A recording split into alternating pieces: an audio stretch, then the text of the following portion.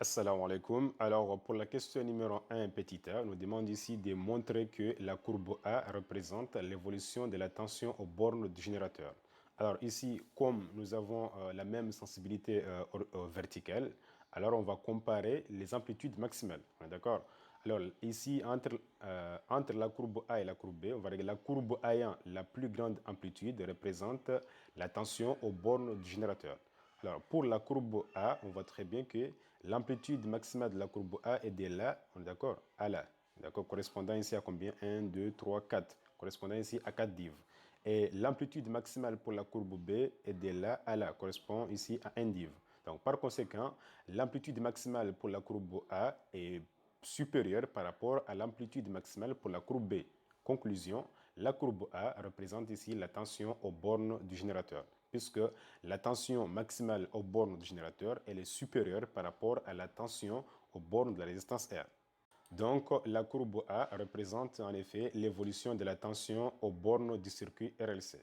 La question suivante ici, reproduire le chemin du montage en indiquant les branchements à effectuer pour visualiser les tensions à l'oscilloscope bicourbe. Alors là, on va reprendre le schéma, d'accord?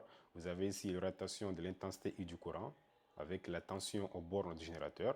Vous pouvez représenter la tension aux bornes du condensateur, la tension aux bornes de la bobine, la tension aux bornes de la résistance R. Alors ici, on va placer l'ensemble ici à la masse, on est d'accord? La voie YB permet de visualiser la tension aux bornes de la résistance R. La voie YA permet de visualiser la tension aux bornes du générateur, on est d'accord? La courbe A peut être visualisée par la voie YA. La courbe B peut être visualisée par la voie YB, on est d'accord?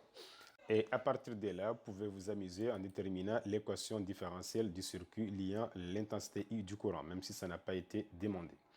Question numéro 2. À partir des oscillogrammes, déterminez petit a la fréquence N de la tension UDT. Alors là, maintenant, la courbe A, ici, représente l'évolution de la tension UDT, c'est-à-dire la tension aux bornes du générateur. D'accord?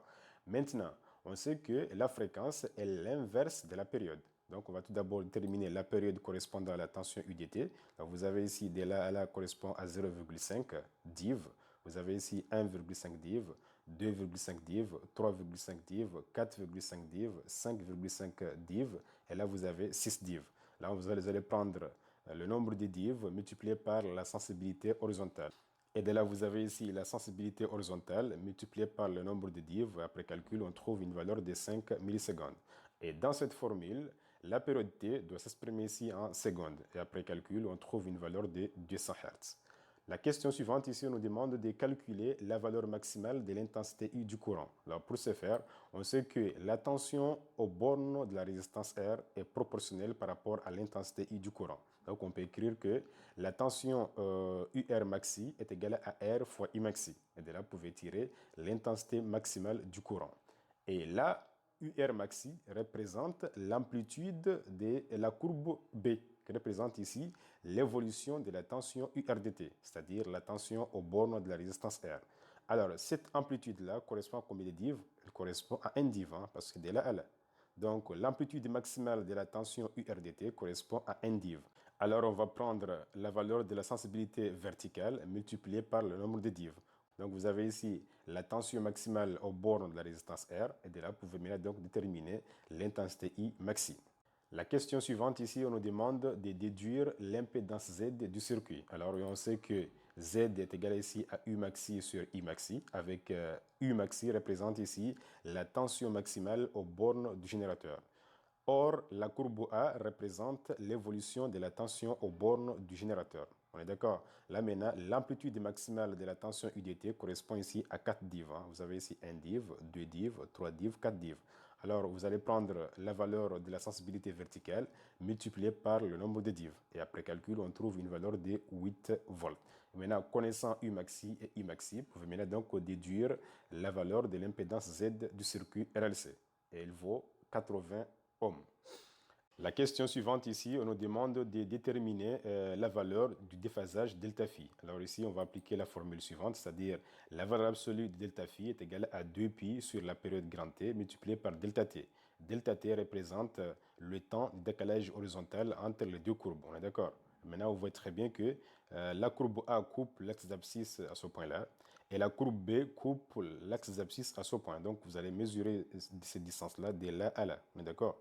Donc, on voit très bien que de là à là correspond à un div. Hein. Donc, nous avons la sensibilité horizontale. Un div correspond à 5 sixièmes millisecondes. Donc, delta t est égal à 5 sixièmes millisecondes.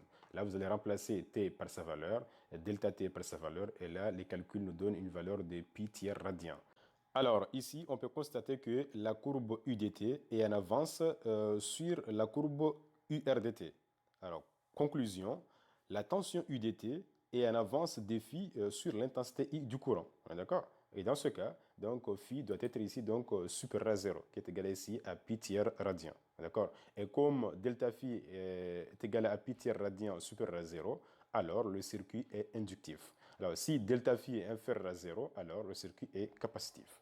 Maintenant, pour déterminer l'expression de l'intensité I du courant, donc on va appliquer la relation suivante, c'est-à-dire I dt est égal à I maxi sinus de 2pi grand TNT plus phi de I. Alors, si la tension UDT est en avance des phi sur l'intensité I du courant, alors l'intensité I du courant est en retard des phi de I sur la tension UDT. Et dans ce cas, phi de I est égal à moins pi tiers. Donc là, on peut maintenant déduire l'expression de l'intensité I du courant. On connaît I maxi, on connaît la fréquence. Maintenant, vous pouvez maintenant donc remplacer les valeurs. Et là, vous avez ici l'expression numérique de l'intensité I du courant. D'accord? Alors, pour la question numéro 3, à partir des résultats précédents, déterminez petit a la résistance interne de la bobine et la capacité C du condensateur. On est d'accord? Maintenant, pour déterminer la résistance interne de la bobine, on va appliquer la formule suivante, c'est-à-dire cosinus delta phi est égal à grand R plus petit r sur l'impédance Z du circuit. Et de là, vous pouvez tirer R. On est d'accord? Et là, en faisant l'application numérique, il faut régler votre machine en mode radian. Et après calcul, vous trouverez une valeur de 20 ohms.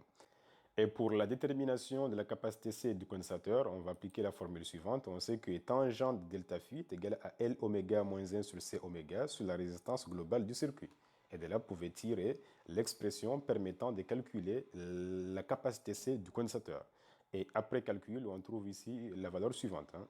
Et en faisant l'application numérique, il faut régler votre machine en mode radian pour que vous ayez la réponse suivante. La question suivante ici nous demande de déterminer la puissance moyenne consommée par le circuit RLC. Alors pour ce faire, on va appliquer la formule générale. On sait que la puissance moyenne est égale ici à la somme des résistances multipliée par l'intensité efficace au carré. Or, l'intensité efficace est égale à l'intensité maximale divisée par la racine carrée de 2. Et en faisant l'application numérique, vous trouverez une valeur de 0,2 watts.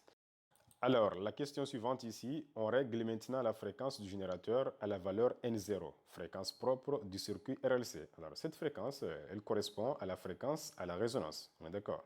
Maintenant, question demandée, déterminer la fréquence N0 à la résonance et l'intensité maximale I0 du courant. Alors, on sait qu'à la résonance, N0 est égal à 1 sur 2 pi racine carrée de LC. Et là, en faisant l'application numérique, vous trouverez une valeur de 176,6 Hz. Et maintenant, pour calculer l'intensité maximale de la résonance, cette intensité maximale elle est donnée par la relation suivante. I0 est égal à U maxi sur la résistance globale du circuit. Et en faisant l'application numérique, vous trouverez une valeur de 0,2 ampères. On est d'accord? Et maintenant, on nous demande par la suite de calculer le facteur de qualité Q. Alors, ce facteur-là, il est donné par la relation suivante. Q est égal à 1 sur la résistance globale du circuit multiplié par racine carrée de L sur C. Et en faisant l'application numérique, on trouve une valeur de 6,93. Et là, qu'est-ce qu'on peut conclure? On constate tout simplement que ce facteur-là est supérieur par rapport à 1. Alors ici, il y a surtension.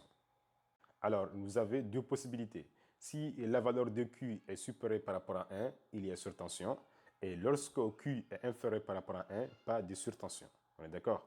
Là-dessus, je vous remercie et on se retrouvera prochainement pour un nouveau tuto.